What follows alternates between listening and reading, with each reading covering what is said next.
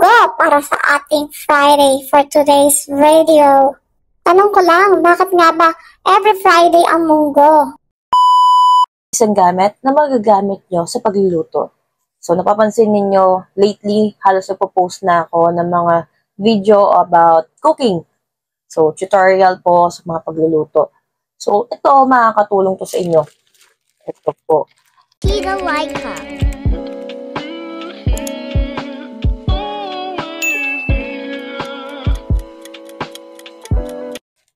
So, ito, mapapansin niyo kapag naghihiwa-hiwa ako. Plastic yung namin, yung aming sangkalan. So, matagal na yun. Yun yung pinakauna naming sangkalan ng asawa ko nung nagsama kami. So, uso ngayon yung sangkalan na kahoy. Kung mapapansin niyo yan sa mga ibang tutorials, and especially sa mga vloggers ngayon. Ang kagandahan sa sangkalan na to is, di ba? Sealed na sealed siya. Hindi ko siya mahila agad.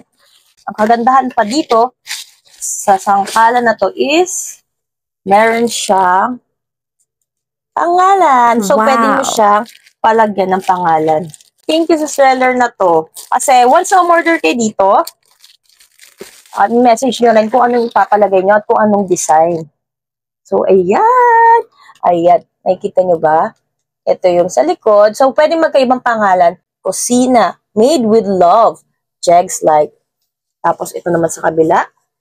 Tita Laika. So, ayan. Kusina made with love. So, ayan. Magluluto tayo ngayon at gagamitin na natin to. Ang hiwa. So, sa mga may gustong bumili nito, this is only 300 pesos. Pwede nyo na po siya ipa-customize. So, marami silang designs. At pwede rin kayo magpa-customize kung anong designs ang gusto ninyo. O, diba? Mas masarap maghiwa-hiwa kapag maganda ang sangkalan. Talaga namang made with love ang ating lulutuin for today's video. Sa isang kaserola ay maglagay tayo ng kaunting mantika dahil tayo ay maggigisa. Una nating igisa ang sibuyas. Naniniwala din ba kayo sa kasabihan kapag mabango mag-isa ang isang tao ay sinungaling ito? Lagi ko kasi naririnig sa mama ko. Pero nung tumanda ako, talaga naman mabango kapag nagigisa ka. Yes! Siyempre yung aroma ng iyong mga ginigisa. Isunod na natin ang bawang. Pag medyo golden brown na ang ating bawang, ay sunod na natin ang ating luya. Ako kasi mahilig ako sa konting kagat na anghang, kaya naman sinasama ko sa gisa ang siling green. Kayo, nasa inyo kung lalagyan nyo ng siling green. Optional lang din naman po ito. Isunod na natin ang ating munggo. Pinakuluan ko po muna siya, bago ko siya igisa. Para nang sa ganon, ay mas malambot na ito. Kaya nakagawian ko na talaga na kapag magluluto ako ng munggo, ay pinapakuluan ko ito. Isunod naman natin ang baboy na aking pinakuluan upang maging pansahog ng munggo. Sinama ko na rin ang pinagpakuluan ng baboy. Takpan lamang ito at hayaang kumulo. Maglalagay ako ng paminta. Nasa inyo kung gaano karaming paminta ang ilalagay ninyo. Naglagay din ako ng konting magic sarap at naglagay na ako ng tubig. Naglagay din ako ng pork cubes para mas malasa ang ating munggo. Special munggo for today's video.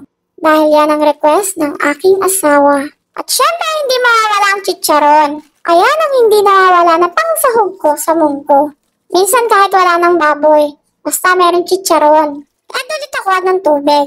Tapos makuluan ay kumonti kasi ang tubig. Kaya naman dinagdagan ko ulit ito. At para naman mas maging malapot ang ating munggo ay naglagay ako ng slurry.